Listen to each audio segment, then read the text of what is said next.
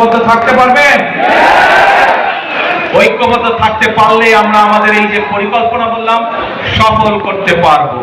ঐক্যবদ্ধ থাকলে আমরা আমাদের প্রত্যাশিত বাংলাদেশকে গড়ে তুলতে পারবো। ঐক্যবদ্ধ থাকলে আমরা বাংলাদেশের জবাবদিহিমূলক ব্যবস্থা গড়ে তুলতে পারবো। এই ব্রিটেনে যে আপনারা আছেন, এই দেশের জবাবদিহিমূলক ব্যবস্থা আছে বলেই এই দেশের মানুষ তার ন্যায্যতা থেকে বঞ্চিত হয় না।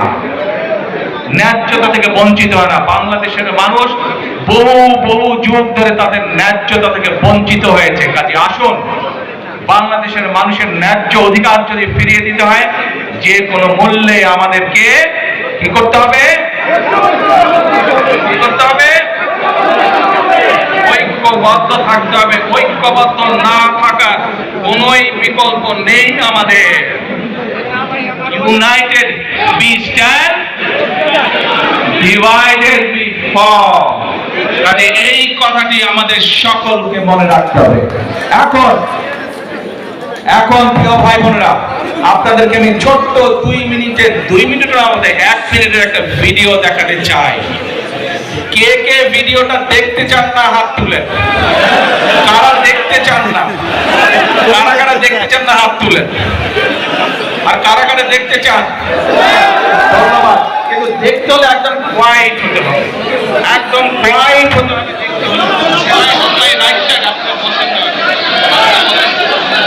আপনারা সবাই দেখছেন, আমার ডান সাইডে যারা আছেন, সামনে যাচ্ছেন, আপনারা দেখতে অনেক সুন্দর, অনেক আপনাদের সকলকে আমি একটি বিনীত অনুরোধ করতে চাই। করব? সত্যি? কি সেই বিনীত অনুরোধ? প্রিয় ভাই বোনেরা, আপনাদের সাথে আমি 18 বছর ছিলাম। বিভিন্ন সময়ে বিভিন্ন অনুষ্ঠানের অনেক মানুষের সাথে দেখা হয়েছে। আপনাদের সাথে বহু স্মৃতি আমার রয়ে গিয়েছে। আপনাদের সাথে বহু দুঃখ কষ্ট আমি শেয়ার করেছি।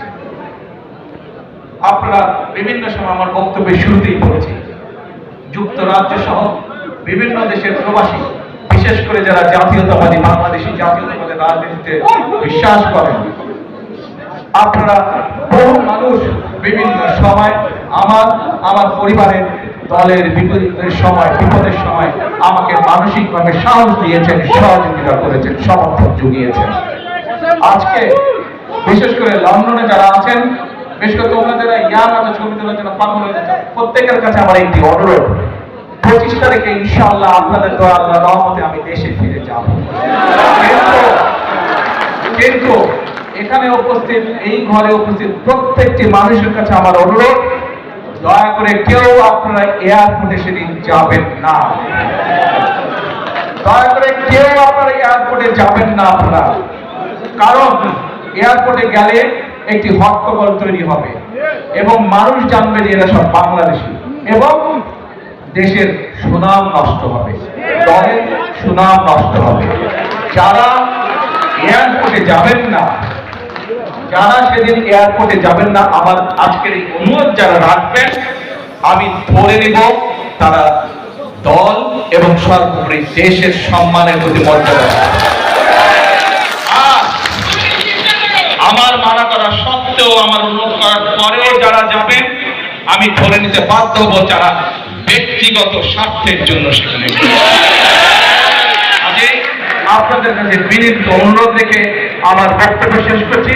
সেই 1.5 মিনিটের ভিডিওটি দেখার অনুরোধ করছি। প্রিয় ভাই বোনেরা, সকলের কাছে দোয়া দিয়ে যাচ্ছি, আপনারা দয়া করে দোয়া করবেন, দেশনেত্রী খালেদা জিয়ার জন্য দোয়া করবেন।